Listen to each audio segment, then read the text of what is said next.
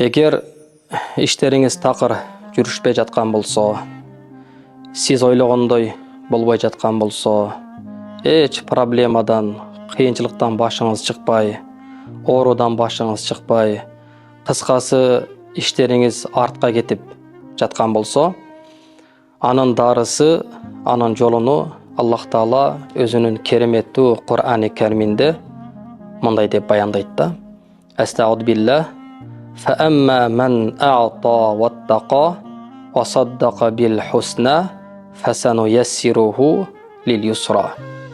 Ким эгер мен берген нематтардан садака берип, Аллах жолунда берешендик кылып, кедей кембагалдарга, муктаждарга берип, жана чын жүрөктөн менден коркуп, азабымдан коркуп, бейишимди үмүт кылып жашаган болсо, ошол адамдарга мен сөзсүз алардын жолуну жеңил кылам дейт.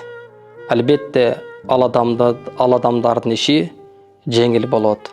Аллах Таала иштерине береке берет, ооруларына шифа берет. Ошондуктан мусулман адам дайыма садака берип туруш керек.